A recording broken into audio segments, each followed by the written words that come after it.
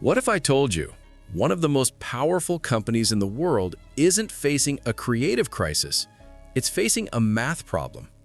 Not a scandal, not a collapse, not even a failure, just numbers that refuse to add up.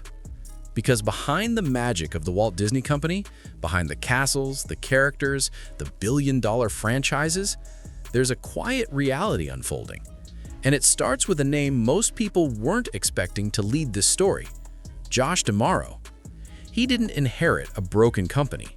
He inherited a contradiction. On March 18th, the corner office changed hands. The headlines called it a new chapter, a fresh start, a strategic reset. But the stock chart didn't care. It didn't move. And that silence said more than any announcement ever could.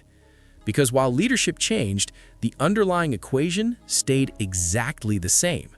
And that equation has been building for years. To understand it, you have to go back to the return of Bob Iger. When Iger stepped back into power in late 2022, it felt like stability had returned. He wasn't just a CEO. He was the architect of Disney's modern dominance, the man behind Pixar deals, Marvel expansion, Star Wars acquisitions. The expectation was simple. He would fix everything. And in many ways, he did. Under Iger's second term, Disney's Parks division reached heights it had never seen before. Record-breaking revenue, unprecedented demand, experiences that continued to pull millions of visitors from around the world. On paper, it looked like a success story. But markets don't reward effort. They reward outcomes. And over 3 years, Disney stock gained just 7%. At the same time, the S&P 500 surged 77%. That's not a small gap. That's a disconnect, a widening distance between performance inside the company and perception outside of it. And that's where the real story begins. Because in February 2026, Disney delivered something extraordinary: $10 billion in quarterly experiences revenue, a historic milestone, the kind of number companies celebrate for years. But the market responded with something unexpected. It sold the stock, down 7.4% on the same day. Let that sink in. Record revenue and a falling stock. That's not bad timing. That's not coincidence. That's a signal, a verdict from the market that what worked before may not be enough anymore. And that verdict didn't arrive when Josh D'Amaro took over. It was already there, waiting. Because when D'Amaro stepped into the CEO role, Disney shares were already down nearly 13% year-to-date in 2026, before he made a single decision, before he gave a single interview, before he even had time to respond. He was already in the red. And that changes everything. Because now, this isn't just about growth. It's about recovery. It's about proving that the system he helped build can still work under pressure. And here's where the story takes a turn most people don't expect. Josh D'Amaro isn't an outsider brought in to fix a broken machine. He helped design it. Before becoming CEO, he led Disney Experiences, the parks, the resorts, the cruises, the most profitable division in the entire company. He was there when the strategy shifted, from maximizing attendance to maximizing spending, from filling parks to extracting more value from every single guest. And that shift changed everything. Gone were the days of free FastPass. In its place came Lightning Lane, a paid system that could cost up to $45 per person per day at peak demand. For families, that added up quickly. A single day at a Disney park could now turn into a $1,400 decision. Not for a vacation, for one park on one day. And while revenue climbed, something else stayed flat: attendance. That's the hidden tension inside Disney's success. Because when growth comes from spending instead of volume, there's a limit. Push too far, and guests start pulling back. And that's the trap.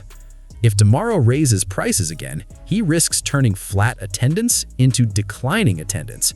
But if he lowers prices or restructures the system, he admits something even more dangerous: that the model went too far.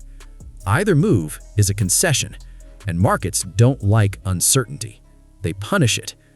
That's why analysts reacted immediately.